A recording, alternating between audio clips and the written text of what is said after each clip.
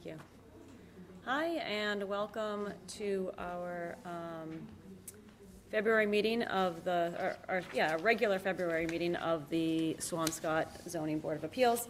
We're actually going to move the item number, we do not have any minutes to approve, so we're going to move item number 3 because they've asked for a continuation. So I just need a motion to continue petition 2518, which is 80 Puritan Road, to our April 21st meeting.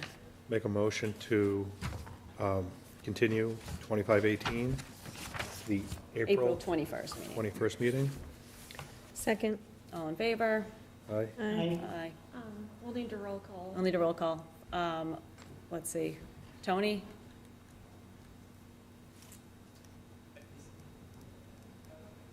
Susan? Here. Or we're just saying aye, just to continue. Can aye. you hear us? Can you guys hear us? I hear you fine, yeah. Okay, aye. great. So we're continuing petition 2518. Mark? Yes. Michelle? Yes. Heather? Yes. And I didn't hear from Tony, but we don't really need Tony's to continue. I Good think he was for. unmuted, yeah. So I think we're all set there. All right, so now we're going to move on to petition 2515, which is the BBH Community Development for the Veterans Crossing. And what our plan to go over today is our draft decision along with the waivers. And I don't know, Paul, if you have specific, since this, I know this changed a lot just even in the past couple of days. So if there's specific things you want to make sure that the board has noted, we've definitely each had an opportunity to go over them. Does everybody feel like they have been able to read the most recent version Yes. of this? I'm out of order on my pages right now. Gotta do a little. But if there's anything that we need to take note of, sorry. So I'll say a couple things that I think we should take note of, but Paul, do you have anything specific that changed that's not highlighted on this draft? That remain and track change are the ones that I thought the board may want to discuss. Okay, So that's why they were left. Everything else, I think, was pretty ministerial.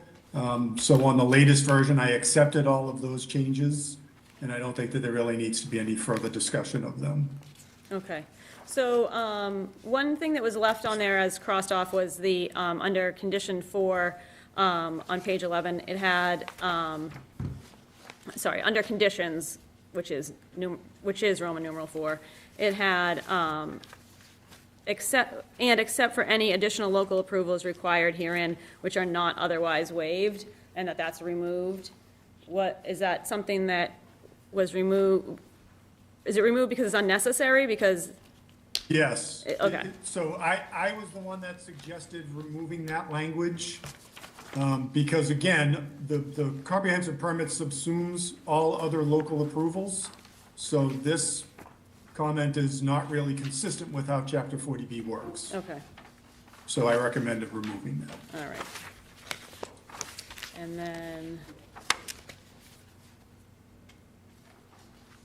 And then we have on page 19, under prior to construction conditions C1A, there's just another 30 days, and our plan was to move everything to 45 days because that's consistent with the land use agreement that the town has, and so we just want to make that 45 days. Is that? So Yeah, so that's going to be in multiple places throughout the decision.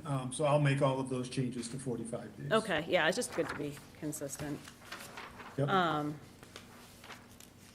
Yeah, there are marginal notes, I think, in 3 or 4 different spots that point that out. Okay, and then my question, and this was the question I had earlier, was the on page 20 under C1, it's complete. That section is deleted, and I guess my question was, why was that deleted? Is this And I had the same question. Okay. I mean, this is the provision that requires the submittal of final plans. So I do think that this probably should remain. I do think that there is some repetition, because there is a provision further in the decision that talks about the submittal of the peer review fees and capped it at $10,000. But I don't think that this conflicts with that, so I would recommend restoring this language. Okay, I would agree with that. all right. You would agree with that? Yeah, unless the applicant has, Says, yeah, do you have any concerns with that? No, I'm not sure. Yeah, I think there was some duplication previously raised with respect to C3, but I don't see an issue with With keeping it? including that as well, because that's the process that we would use. Okay.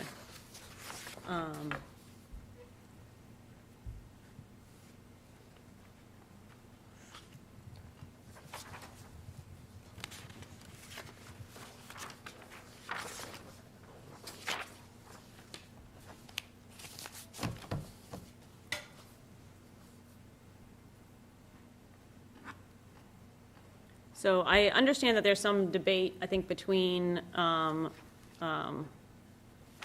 know, sort of a lawyerly debate about the, how basically to communicate the completion of the culvert water main project. This is on page 27C. And what was your thoughts on that, Paul? I'm sorry, which one are we on? Sorry, we're on page 27, which is E1C,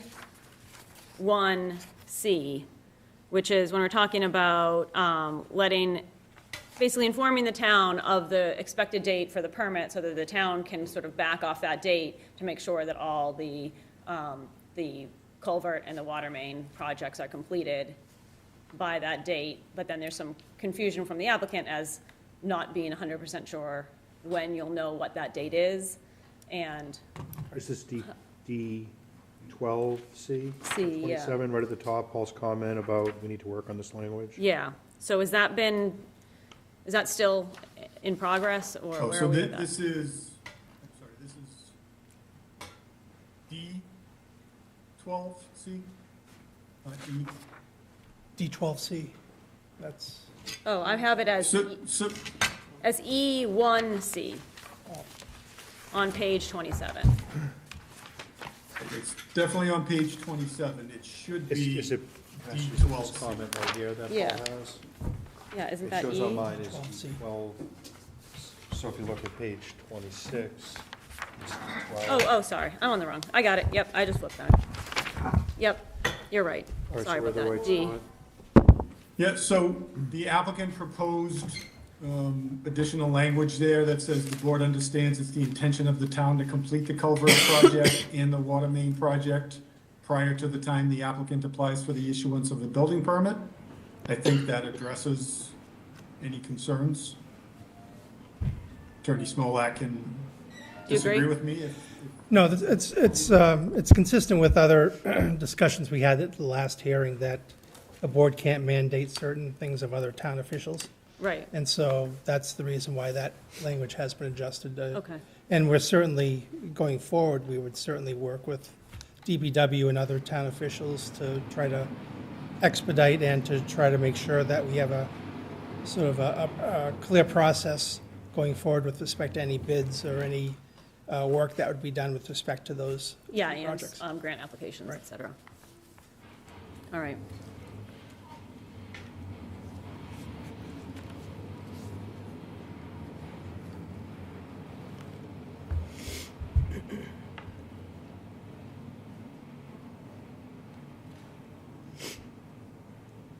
All right, and then there's a section in here that's not my favorite section, but I just want to make a note of it because it's something we've talked about a lot.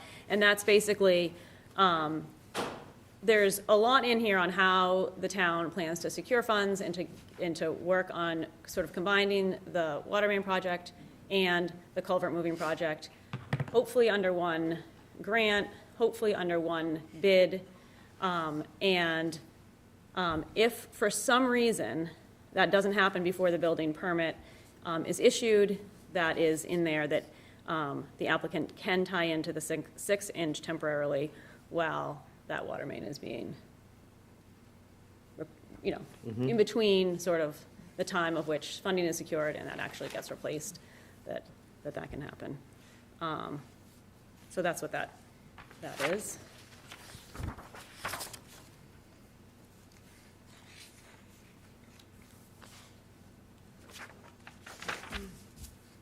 Is there anything else in this that anybody on the board wanted to bring up?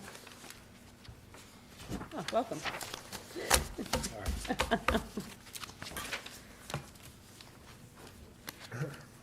And then were there anything on the waiver list as well?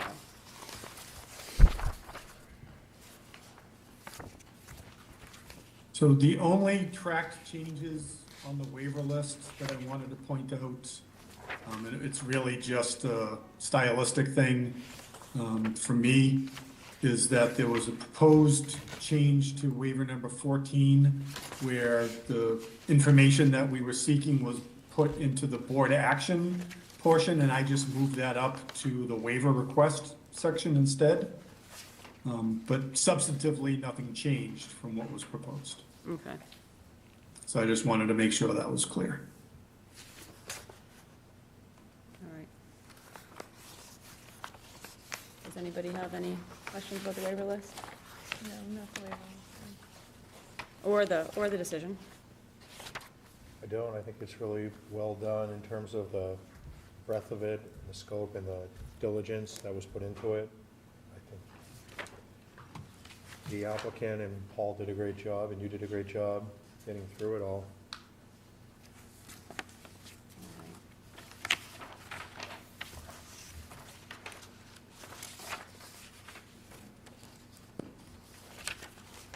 I'll let Tony look at what he had to like, look through and, Do we need to keep that door open? oh yeah, we do need to keep the door open. Thank you. We just need to keep the door open. I don't know if we do. We're just trying to check on it later on, because it seems like sometimes the acoustics in here are not. I know, are not that great, Right. And yeah. then- So open meeting law, it states that just as long as the door is not locked. Okay. And applicants or the public can access it. Okay. That we're not in violation of open meeting law. Oh, good, all right, we've always been told, so we can keep it closed, I guess. We've always been told it had to be open, haven't we? That's what I Yeah. understood. We've always been told that it has to be propped open. So just as long as it's not locked. they Yeah, can yeah, access yeah, it. no, that makes sense to me. But we've always been told to have it open, okay, thanks. And it's similar, you probably noticed the select board, most of the time, the door is locked in here when they have the meetings. So just, I want you to be assured that it's not, any violations. Thank you, And we're trying appreciate to it. get that in writing to you so you would have it. No, thank you, I appreciate it. All right, so, just for everyone who's here, our plan today is to vote on this petition. This is our last meeting before our deadline for how long we have to act on this petition. And I will say that we did get an email today from Alicia about some concerns that she had, and we have them as part of the record, and I understand that it was frustrating for you that you had, that it took a long time for you to get your response, and that you felt you had a very short amount of time to respond. As far as traffic studies go, and this is something we were discussing, that it's come up at these meetings before, that we've never seen a traffic study say that there's going to be an impact. It's never happens. Never is there a traffic study that comes before our board where it says it's going to have a significant impact. So I understand your concern about traffic, but I also feel that typically the impact that does occur is less than the fear of the impact. I do feel that there's always some sort of impact. Of course, when you're having more people and more units, there's going to be some impact. And no one's saying that there isn't going to be any impact in your neighborhood. We know there is. But usually, I do think that the fear of the unknown of what the impact could be is usually greater than what the actual impact of development is. And I don't know if that brings you any comfort at all, but I just wanted to say that and share that with you. I don't know if anybody else who read the comments has anything.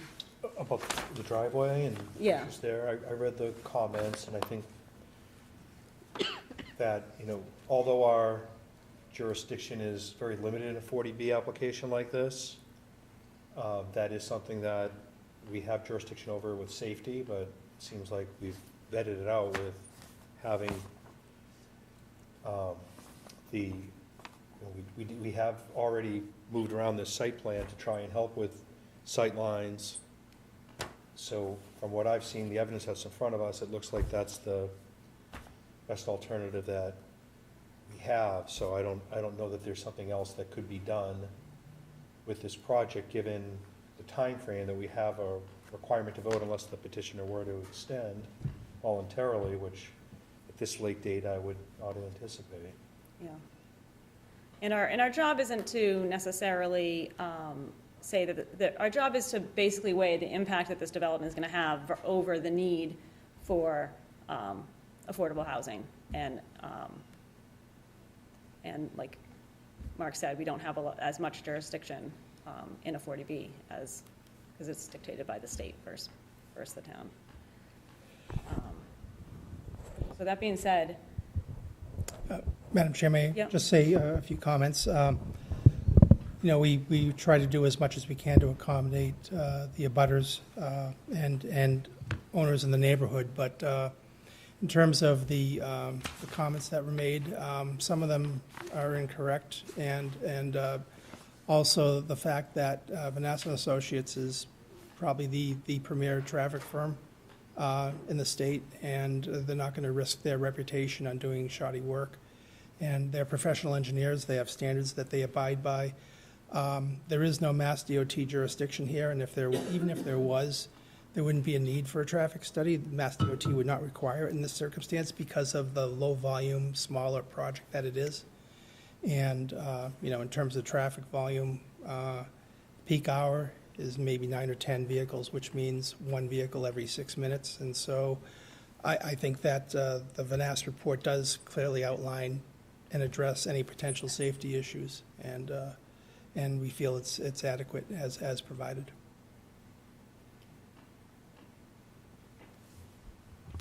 and I'm going to open it up to public comment if anybody has any questions, specifically about this decision, which I guess does encompass the whole thing, but more importantly about the conditions and such.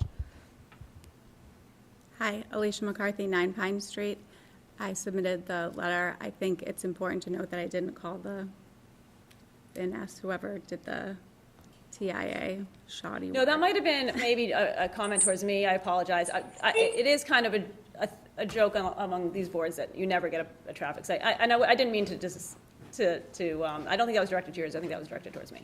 But I noted in my letter that all of the information and the sightlines and the guidelines and everything that they looked into was for the driveway for the proposed building, for the new building. It had nothing to do with our side of the street, or in particular my driveway and our safety, the pedestrian safety on that side. So how can we say that they did a good job? They didn't even look into our side of the street and how our safety would be affected. So I think the point of looking at the driveway coming in is how that would impact other people using the road. So how, There was a crash in front of my house today for the exact same thing that I'm explaining. And it's not the first one. There are many fender benders in front of my driveway because of the turn of that road and the way it's designed. So now, in addition, we're going to add a driveway and another point of vehicle entry and exit for people and pedestrians and everyone to look out for. It just seems irresponsible and dangerous. Like that, it's a very dangerous location for a driveway. And then the other thing I was concerned about is the temporary tying into a 6-inch culvert. If it's not best practice to do that, then why is it okay to temporarily tie into it? And what kind of effects is it going to have on our? So that's for the water main. Yeah. And yes, so that is in there as sort of a last resort after, it is on our town schedule to replace that. And the goal will be to have that done with the culvert as one project. That is 100% the town's plan as far as how the grants work and everything. It should be done together. It also would be a cost savings because you'd only be doing police detail once as opposed to doing police detail for multiple projects.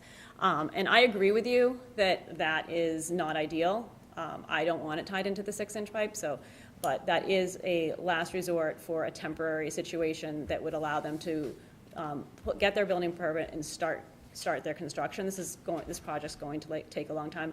I do not see that happening. I really think everything that we've outlined that will be replaced before. That is my hope, and this is just a contingency if something gets held up on the town side. So what kind of contingency and like recourse do the residents have if we're negatively impacted by something that everybody's saying won't happen, but you're saying it's okay that if it does end up that way? Like what kind of... So recourse as far as after the project is done, if there's some sort of... No, like for the temporary tying in. I mean, if it's not advised for it to be tied into a 6-inch So it won't have, culvert. it should not have an impact, and we have our engineers here. It's not that it would necessarily have an impact on your water pressure in your home as much as it's more about if the sprinklers and the water pressure is needed for the safety of this building, that was the concern, that there wasn't, that you should do that on an 8-inch pipe. And I do agree that this is a compromise that was made to try to get this done through the town side rather than, and the town unfortunately, because we have a time constraint on making this decision, there's a timetable for applying for and getting grants, and they're just not lining up. So this grant that Marzi is applying for that will expand the funds for this project, we won't have that information until the end. And so having a document that has, well, we can't have sort of no solution if this grant doesn't come through or if there's any sort of delay for other reasons. So that's why that's in there, so that the document is clean and and especially for our developer to move forward with the project. But as far as recourse on your end, after the project, I guess that's a question, if there's any adverse effects to them after the project. Well, I would ask Paul, I mean, the applicant has to comply with their conditions and all the approvals that are required, but I don't know if there's any particular recourse. Paul has a great deal of experience. I would defer to him.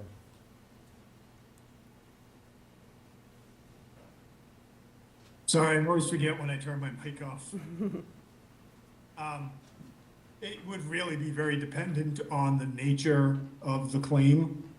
To a certain extent, when you're talking about the issues with the traffic, it would really appear to be something that's related to the existing conditions on the roadway, which certainly would not be attributable to the applicant. The town has, whatever obligation it has to make sure that its roadways are safe. But I couldn't really speak to what specific remedy would be available without knowing the exact nature of the potential harm.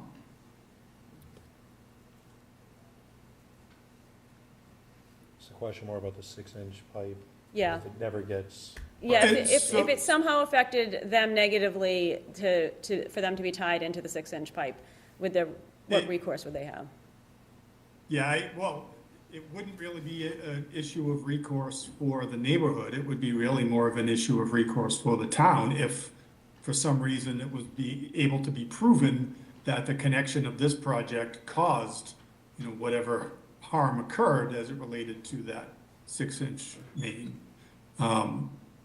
But it really seems like that's an unlikely scenario. And the proposed resolution here is taking into account, that the issue of concern that was brought up by the board's peer review consultants really has to do with the state of the existing infrastructure and its age and its potential for future breaks in that.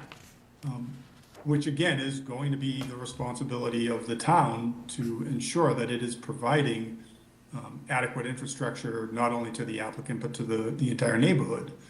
So unless you're able to show that there's a direct result of this project causing a break in the water, I don't think that that's something that could be attributable to the applicant, and again, it's gonna be up to the town.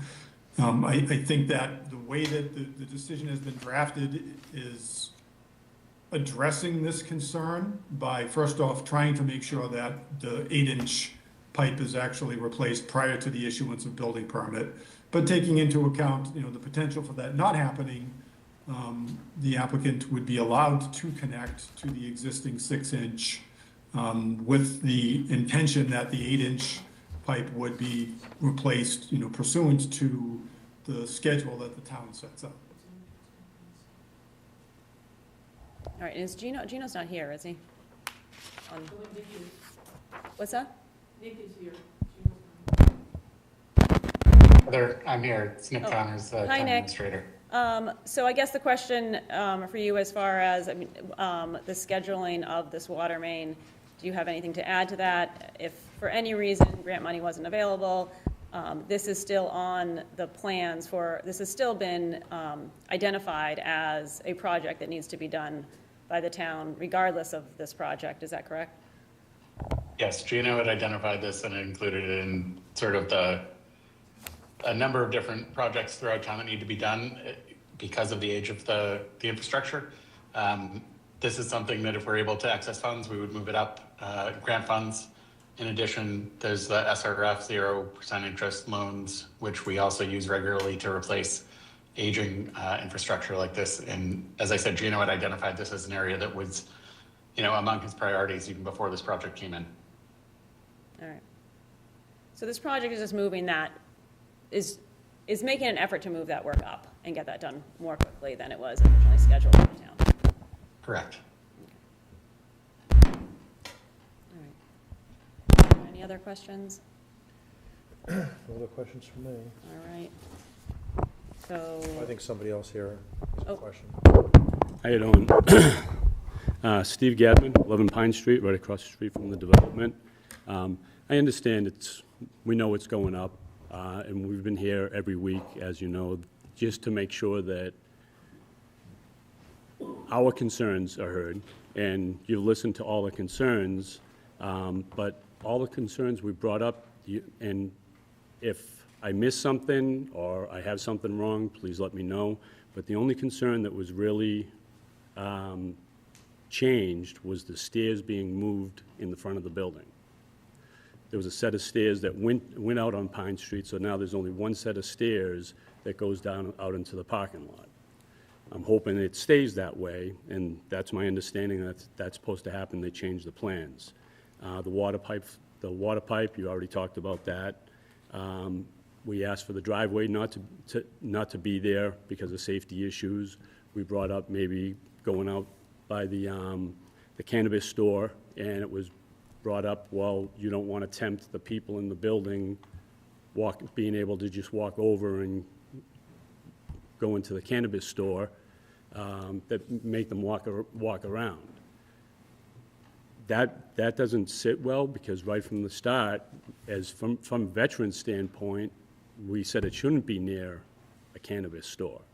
So we said that right from the beginning, even before we met the zoning board, but yet it was still thrown back at us, well, we can't have that entrance, the exit there, because the veterans are going to be tempted to walk straight through the parking lot to the cannabis store, living in that building.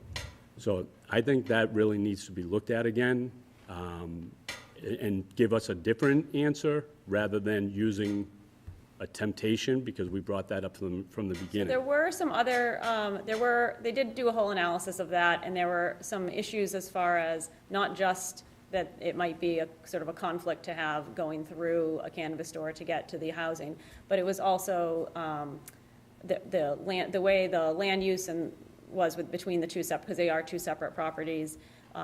There were some other issues that were identified in that analysis, and they did move the driveway to get better sight lines for safety, for pedestrian safety and for car safety on that road.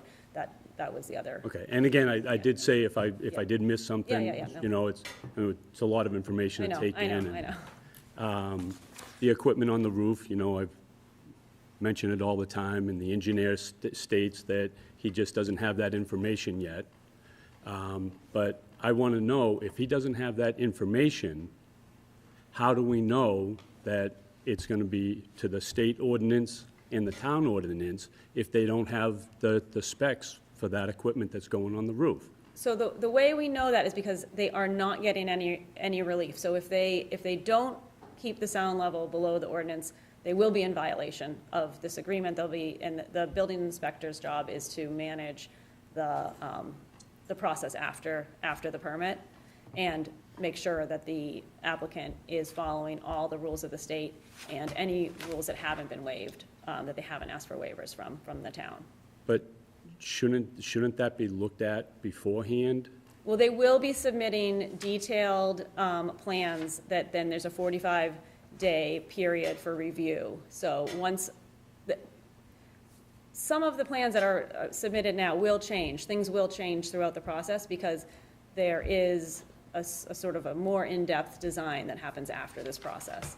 And those will all be reviewed by our building inspector. And those will all be, there's a 45-day period of that. And I'm guessing that that town can connect you when they have that information of what mechanisms are going to be. What happens if they say, oh, we didn't realize, I guess it is going to go above the ordinance? So they and the would have to come state back. ordinance? That would be considered a significant change because they're asking for a waiver that they never asked for and were never granted. So if they needed another waiver, they would have to come before here. And is it, at that point, is it going to be too late for us to say, no, we don't, I mean, that's unacceptable? And they have to find another way to put the equipment in the building? Correct. Or is the town just going to allow and give them that relief to say, okay, here, it's okay to have that equipment up there? I do not see the town allowing that. I also don't see them coming back for that. They've never they don't seem to have any concerns with sound, that they're going to need relief on that. All right, I'll believe that when I see it. I understand your hesitation. You know I'll be at that meeting. I know you will be, and we'll be glad to have you. About the sound, with the funding that they're getting from the One Stop, I believe there's actually more stringent acoustic requirements for that than in a typical building. So I think we'll be in good shape once we see things. The big thing is so if you say, well, the neighborhood has brought this up many a times, and then the state comes in, well, there's nothing you can do about it. And they're going to override. Yeah, zoning board? In that situation where a decision has been made and the applicant has agreed to the conditions of the decision that's been made, and then later on they need more relief, that is under our jurisdiction whether or not we give more relief. And can the state override the zoning board? On additional relief needed after the fact? Yeah, so it's. Paul, can you answer that question? If there's additional relief needed after the fact, can the state? So I can answer that question. So essentially, the board would be acting on a request for a modification. That determination would be based upon whether or not the requested modification would make the project substantially less uneconomic than whatever status it had at the time they requested the application. And if they can't make that showing, then the Housing Appeals Committee wouldn't have any basis for overturning the board's decision. It would be very unlikely that would be something that would ever even get to an appeal to the Housing Appeals Committee. So ultimately, very unlikely that the board's decision would be overridden on an issue like that. And again, they also still have to comply with the state requirements. The state has noise requirements as well. Yes. And those are not waivable under Chapter 40B. Okay. Okay. And we brought So up, the likely result would be is that they would have to provide some sort of screening to mitigate the sound. And I have been involved in projects where developers have come back for modifications to provide screening after the fact, because they ultimately found out that whatever mechanical systems that they had would cause a noise issue. So that's what the likely result would be. It would not be a request to allow them to exceed the noise requirements. It would be a way for them to figure out how to meet the requirements. okay. All right. And we talked about the culvert being moved and our concerns, you know, and I had mentioned it's right outside our driveway. Once this goes through, is there a timeline? Is that gonna be like, are both building gonna be constructed and that being moved at the same time? So the culvert will be moved before before they can start construction, because they can't build on top of the culvert. So that will be a town project done prior to the 40B project. Right. And is there something that's in a backup plan for the sewer pipes in case it just can't handle everything? So the only change that was made with the sewer was that they're tying in further down, so they're tying in at the steeper part of the sewer. They're not tying in at that flatter part of the sewer, which seems to be where the problems were. And so that's the change, is that they're tying in further down to try to mitigate anything like that. There also have been tests for capacity that have said that there's plenty of capacity in those pipes. I think and I know this isn't necessarily what you want to hear, but there is a little bit of a wait and see on the lining. It sounds like that may have mitigated a lot of the problems, and we're hoping that it did, and Gino feels confident that it did. And I don't think we've had any problems since then, but I also don't think you've had the conditions for problems since then either. So it's easy to say that you haven't had problems when you haven't had a major storm either. But I think we need to see what happens when that happens. And but I do think that pre-existing problem, is separate from this project. Right. And then one of the biggest things, once this project starts and stuff, and we're running into problems, that we have reassurance from the town to get help, and that not everybody's just gonna wash their hands, well, it already went through a vote, see you later, sorry it happened, and we're done. So I just need the reassurance from the town to say, yes, we're gonna be there for you, we're gonna make sure, and from the construction company to say, we're gonna be there for you, don't worry. Yeah. So I think that there is going to be a line for the town to call if there's any issues ongoing are you talking about kind of during construction? During, after, I mean, once the apartments start getting full, I mean, we may not notice anything until it's at its full capacity. Right, as far as sewer and things like that. Yeah, with the water pressure and, you know, we may not see anything, but once it's at its full capacity, that we need to know that the town's gonna back us and say, okay, we have to relook at this. And Yeah, and so because this is a joint project, as this is town-owned land, our board will no longer be involved at that point, but I don't know if Nick wants to answer that. Oh, Nick has his hand up. So Nick would like to answer that for you. I just didn't want to speak over anyone. That's why I raised my hand instead of jumping in.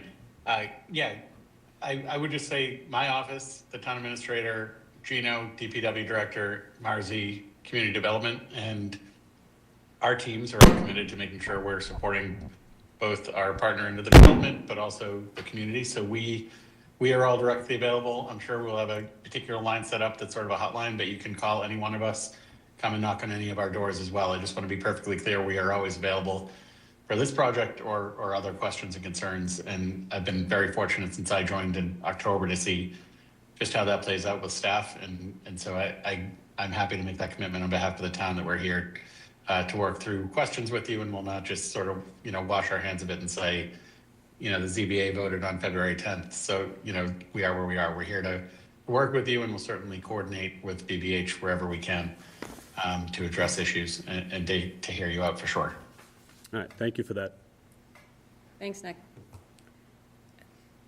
Heather, if I could just add to this too. Also historically, and in past projects, when we have worked with B'nai B'rith, we would also hold weekly meetings, on-site meetings. So if there are any issues that come up during the week or with the contractor or with the neighbors, that you'll be able to have a direct contact either through the city, Gino, myself, or Krista, and then also through the project manager, or whoever the contractor is. And we would try to address any ongoing issues at that time.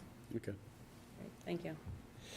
And I would add, there would be a, as we know, there would be a detailed construction management plan that would be prepared to deal with all contingencies with respect to the construction process. And BBH, as you know, has been here before with Michon School, and our understanding is that process went well. We don't expect anything different with respect to this project as well, and we'll certainly work with the town.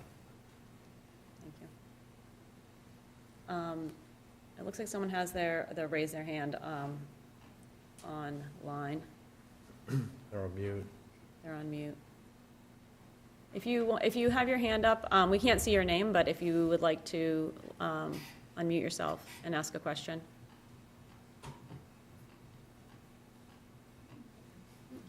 Looks like we got bounced out. Yeah. All right. Not on mute anymore. So Not on mute, we can't hear it. but we can't hear you if you're speaking. Caesar. Is it Caesar or Caesar?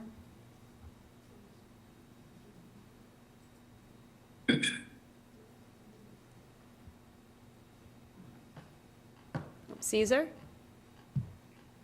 Oh, no, he's gone. He's probably going to try to reconnect. Yeah, Seeing okay, if we'll there's let a him lag. reconnect. Is that someone you know? Is that a neighbor? Yes. Yeah, okay. All right, we'll give him a few minutes. Is there anybody else? Or- Yeah, is there anybody else while we're waiting?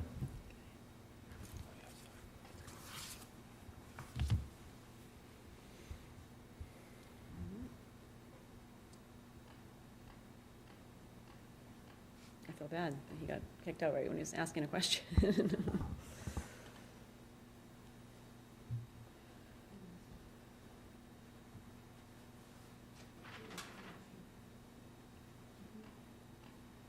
I'll give him a couple minutes. You texting Nancy? While we're doing that, could I ask Paul a question? Yes, please do. Paul, for purposes of making a motion on this petition, sufficient that I reference the decision and the findings therein and conditions therein and the waivers incorporated essentially by reference in my motion? That's perfect. The only thing I would say is, just note as revised pursuant to the discussion tonight. Oh, I'm sorry, I didn't catch that. I said the only thing I would add is as revised pursuant to the discussion tonight. Right, 45 days. Yep, Yep. got it. All right. Thank you. Oh, All right, well, I'm not sure what happened. Does anybody have contact with, She said they just got knocked off. they just got knocked out and they're trying to They're trying to get back in, they said. back in? There he is. There he is.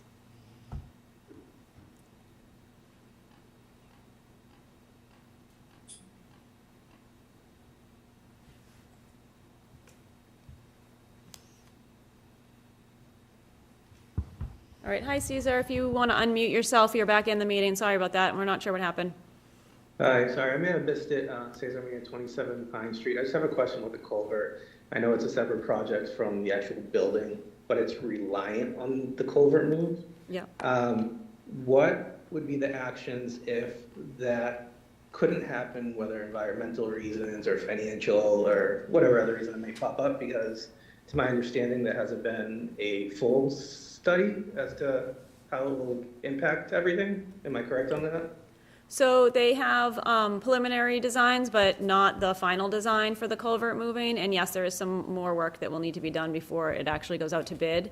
I mean, if the culvert can't be moved for some reason that we can't predict now at this time, the building can't go on top of the culvert. So that would be a major change, but there is no evidence to show that the culvert won't be able to be moved. The assumption is that it will be. So I guess my question is why would the board approve this project without having the full scope of the culvert moved? The full plans, well, like we talked about with all of the plans, there are more detailed plans coming, and that's how this process works. But also with the culvert specifically, because the culvert final design plans are being paid for by a grant that the town has acquired rather than the applicant, and they can't put that out to bid until they have the funds. They can't pay for the design process, so that grant has to be processed, and then the town will be doing that project. Yeah, I understand that, but it just seems like the town is putting the cart before the horse type of thing. Well, it is happening in the order it needs to happen, in the sense that the project can't be built unless the culvert's moved, so the culvert has to be moved prior to the project. But also the approval is dependent on the 40B timeline. Yes, yeah, and the approval of this, yes, if you're thinking that we could wait for this approval until after the culvert is moved, if that was the question, we can't. We have a limited amount of time to process and vote on this 40B project. Okay, and I just have one side question, and it's not really board related, but since the town administrator's here, who is in charge of plowing or shoveling the property? Because all the kids are walking on the street on that side. Sorry, I don't need to go off topic. No, that is a good question. I believe that it is town-owned property, so that would be the town would be in charge of shoveling the sidewalks on that side. And if anybody here wants to correct me if I'm wrong on that, that would be my guess. The ground lease. And Mary Ellen's in the back giving me the thumbs up that I am correct in that guess. So it is town-owned property, and they would be responsible for shoveling those sidewalks. All right, thank you. All right. Is it too late to ask a question? Yes, you may ask another question. No, I forgot to bring up the contamination. Oh, yeah, well, So that was discussed at the last meeting. Yes. I'll have you restate what was stated at the last meeting about any contamination that was. we can get the information. We have been working with a geo-environmental consultant who we work with on many of our developments, including at the Michon. And we feel comfortable with the condition of the soil, and some of it may have to go off-site, but we have a professional team who will be evaluating it, and we have budgeted funds to treat this soil appropriately, and And also the VFW was determined not to have asbestos. And Correct. need, So when that type of mitigation. when that building was is- their concern. Correct. So when that building is demolished, there is no asbestos-containing materials in there. I think, does that recap what? we Yep, talked- this isn't having a foundation, so there will not be large soil moving that you would expect in another project that this is going to be built on pylon. Do we know how far out the contamination goes? Like, is it going to? Never heard anything. We've never heard anything of it. We know that they did all kinds of testing over there. Well, can we get the information? Where could we get that information from to look at? Is it something that we have to worry about? Is the contamination going to be going into the street towards our property? It's my understanding it's not that kind of contamination that you'd need to worry about. This is, So is there a Not a- report that they can view? What is it then? Sorry, hang on, we'll just talk to me and I'll ask you the information that questions, we'll be okay? sharing with the Thank town. you. So that's Yeah. so the Oh, question Sorry, I didn't is, mean to. so, no, so the I was trying to question, be reassuring because it's, so the question is there a report that they can view? there will be a report that's public information that we will be sharing with the town and our funding applications. So, yes. So that will be a public report. Yeah. And so when that's available, it'll be shared with us, and then Christie will make sure that it goes out to everybody. Yeah, Okay, Thank you. thank no you very problem. much. Thank you. And that's a area, as you know, is heavily regulated by the. By the and- state level, and there's federal no regulations. waivers for those state regulations. And there's no way the state would allow us to create affordable housing with very concerning environmental conditions that weren't appropriately addressed. Okay. All right. So if there's no further questions, Should Should we close the public We hearing then? close the public hearing? I'll make a We motion. haven't, well, we have another.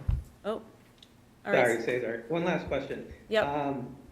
So when the whole culvert move goes, or the planning goes into effect, how will we as neighbors have an input or be informed of the actions taking place? So For So there will be no, if you're asking about like public hearings on the culvert, there won't be. That process will be done through any sort of town improvement project that would normally be done. So they will take bids and they will choose a contractor and that contractor will do the work. But if you want to follow up on sort of the design phase of that, I'm guessing that you could follow up with Christie and Marzi on that. Is that true if they wanted to hear about the design phase before it goes out to bid?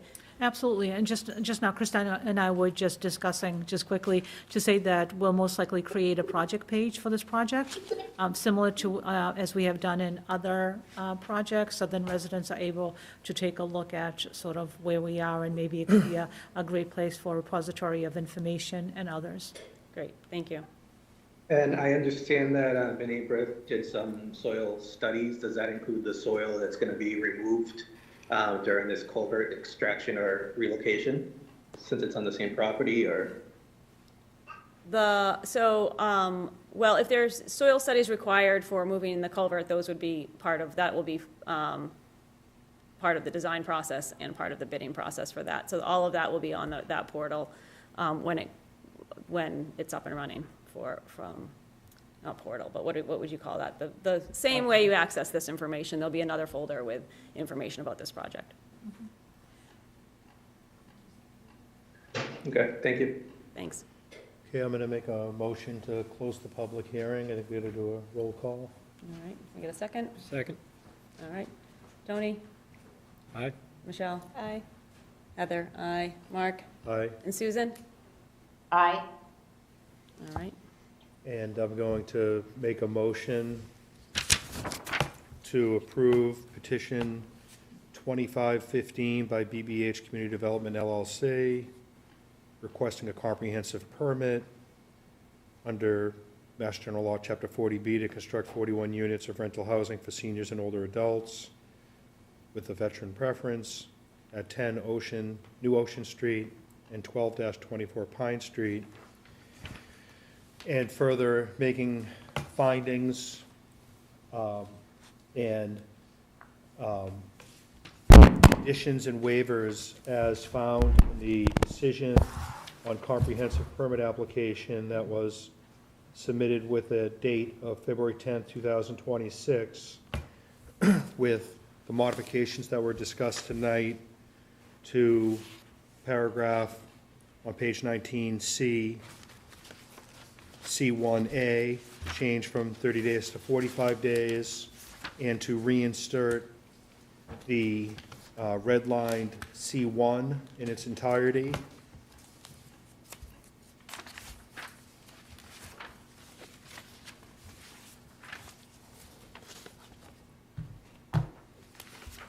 And I think that's what I have. Maybe just in any other changes agreed to. And any other changes that were agreed to tonight by the applicant and the board. And I think that's all I need. All right, do you have a second? Second. All right, all in favor? Susan? Aye. Tony? Aye. Michelle? Aye. Mark? Aye. Me? Aye. All right, thank you. Thank you very much. Appreciate the Motion to Thank you. adjourn. work with. So moved. All in favor? Aye. Aye. Susan? All right, good luck with the Aye. project. Good luck, thank you very much. Thank you. Paul, thank you very much. Yes, thank you, Paul.